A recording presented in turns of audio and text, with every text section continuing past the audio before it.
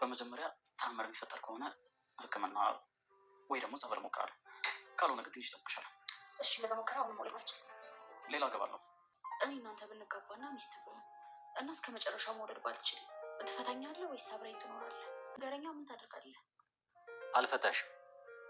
ስትጓዴ ከፈታውሽማ ምኑን ወደድኩሽ? መድብል ጋር እንደዚህ አይነት ችግር የለም።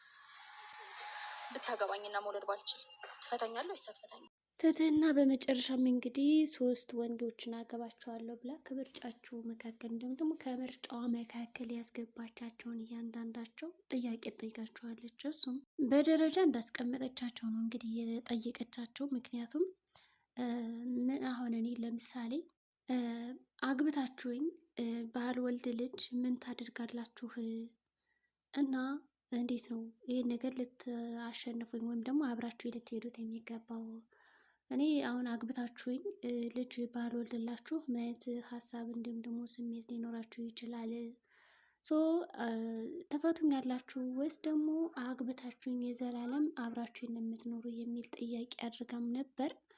እናም እንግዲህ የመጀመሪያው ምላሽ የአብርሽ ጥያቄ ሲሆን አብርሽ እንግዲህ ያላት ያው የተለያዩ ነገሮችን እሞክራለሁ፣ ጸበል፣ ሕክምና ምናምን ልጅ ምክንያቱም ዘሬን መተካት ስለምፈልግ እንደገና ደግሞ ልጅ መውለድ ስለመፈለግ እኔ የተለያዩ ህክምናዎችን አሉ የሚባሉትን ነገር ሞክራለሁ ብሏል። ከእግዚአብሔር በታች ያው እንግዲህ የሆነ ታምር ይፈጠራል፣ ታምር አይጠፋም በሚለው ሞክራለሁ። ከዛ በተጨማሪ ደግሞ አይቸው ይህንን ነገር ካልተሳካልኝ ግድ ነው ፈትቼሽ ሌላ እገባለሁ፣ ምክንያቱም ዘሬን መተካት እፈልጋለሁ ብሏል። እሺ በማለት እንግዲህ ምንም ሳይከፋት በጥያቄዋ እንዲሁም ደግሞ በመልሷ ወታለች ከክፍሉ ማለት ነው። ከዛ እንግዲህ ያው የግሌ ጋር እያወሩም ነበረ። የግሌም እንግዲህ መሳይ በቃ ሊለቃት አልቻለም። በጣም እያናደዳት ጠላት እንዲሆኑ እያደረገ ነው። ነገር እየቆሰቆሰ ትህትናና የግሌ ጠላት እንዲሆኑ እያደረገ ነው። እሱ የሚላት ይች ትህትና የምትባለዋ ከኋላሽ መታ ያው አብርሽን ወሰደችው፣ ቀማችሽ፣ አንቺ እኮ ቆመሽ ቀረሽ፣ በቃ ሳታገቢ ልትኖሪ ነው አይደለ እያለ በጣም በነገር ጥምዝምዝ ያደርጋታል። እሷ ደግሞ እሰይ ምን አገባህ ታዲያ አንተ ለኔ የምነግረኝ ምንድን ነው? እንኳንም አገባችው እንኳንም ወሰደችው አይመለከትም የሚል ሀሳብን የምትሰጠው ነገር ግን እሱ ሊረዳት አልቻለም።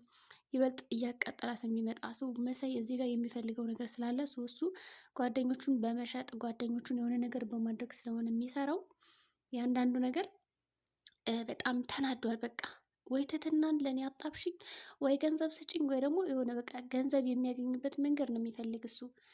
ጓደኞችንም ሽጦም ቢሆን ምንም ቢሆን ብቻ ግን ብዙ ነገሮችን ያደርጋል ማለት ነው። እናም እንግዲህ በዚህ ምክንያት እሱ ማድረግ የፈለገው ነገር አለ። ወይ አብረሽን ላንቺ አድርጌው ወይ አጣብሽኝ ነው። የግሌ ደግሞ አይመለከትም እያለች ንዴቷን ለመቆጣጠር በጣም እየያዘችው ነው ያለችው። ግን ከአቅሟ በላይ ሲሆንባት ምን አገባ እስከ ማለት ደረጃ ደርሳለች። እና በሌላ በኩል ደግሞ ተንከሲስ ያስቃል። ጓደኛውን የሚወዳትን ፍቅረኛ ምናምን ከጓደኛው ጋር ሲሳሳም አይቷል። በዚህም ትንሽ ከፍቶታል ማለት ነው። ምክንያቱም እንዴት ነው የምወዳት እንደዛ አድርጋ አውቆ እኔን ለማናደድ የማያደርገው ነገር የለም ይህ ካይዲ ይላል። ግን ደስ የምትለው ነገር ጸጋ የምትባለው ለተንከሲስ ስሜት ተጨንቃለች። ምንም ቢሆን እኮ እሱ ይፈልገኛል እያለችውም ነበር። ሰው ቢሆንም እንደዚህ መናገር አልነበረብኝም፣ ምንም ሆነ ምንም በቃ አንተ ጓደኛው ነክና እንደዚህ ማድረግ አልነበረብኝም ብላ ተቆጥታ ወደ ቤቷ ተመልሳለች። መሳይ ግን ምንም አልመሰለው። በእርግጥ መሳይ ነው እንግዲህ አብረው እንዲጠጋጉ አብረው እንድትስመው ምናምን ሲገፋፋት የነበረው እሱ ነው። ግን እሷ በወቅቱ ደስ አላላትም ነበር። በጣም ደስተኛ አልነበረችም። በቃ ባጭሩ ደስተኛ አልነበረችም እና በዚህ ጉዳይ ትንሽ ከፍቷትም ነበረ። ከዛ እንግዲህ ተንከሲስም ካልተደባደብኩ ይላል ሰው አብርሽ እንደምንም አድርጎ ገላግሏቸዋል።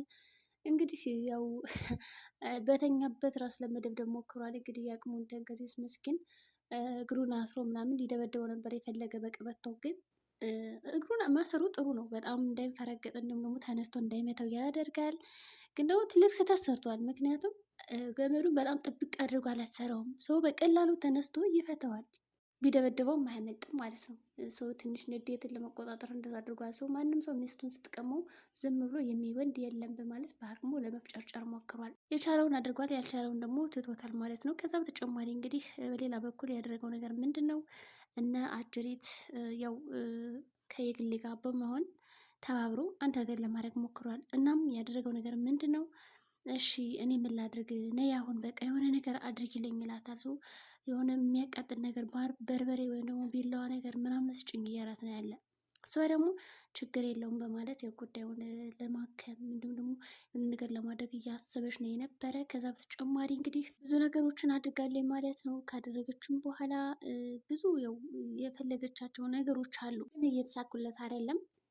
ሌላው ደግሞ እንግዲህ ያው ትህትና በጥያቄዋ መሰረት ሁለተኛዋ ቅዴ ውስጥ ያካተተችው ወይም ደግሞ ቅሯ ውስጥ ያካተተችው ገርሞን ነበረ። ገርሞ በስነስርዓት ተጠይቋል። አስተሳሰቡ በጣም ደስ ይላል። ነገራችን ላይ ገርሞ በጣም ባይሰክር ባይጠጣ ጥሩ ነበር። ነገር ግን በአስተሳሰቡ ምክንያት ብዙ ነገሮች ተደርገዋል ማለት ነው።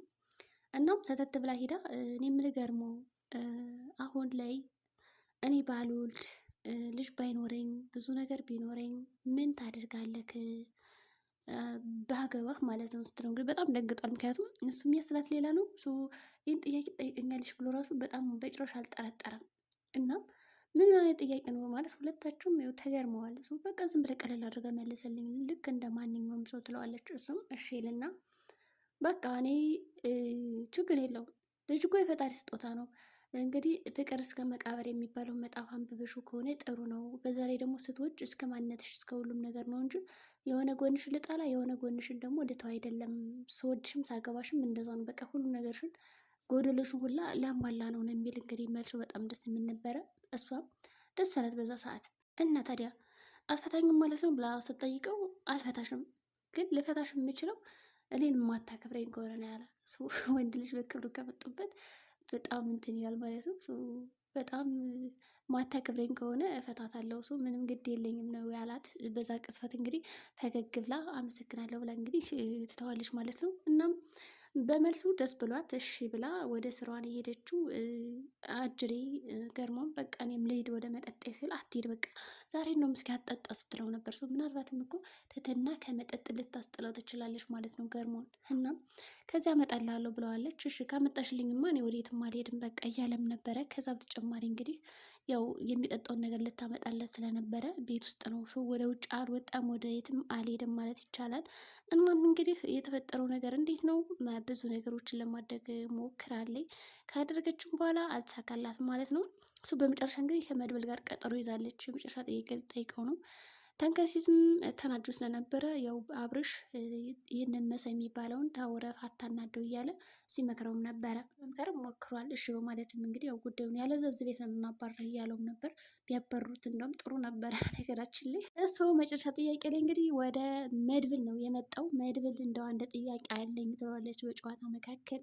እሱም ለመመለስ ዝግጁ ነኝ ይላል። እንደው ባልወልድ ብላ አሁንም ለሶስታቸው የጠየቀቻቸውን ለእሱም ጠየቀችው። ግን የሚያሳዝነው ነገር መድብል ሳይመልስላት አብርሽ መምጣቱ ነው።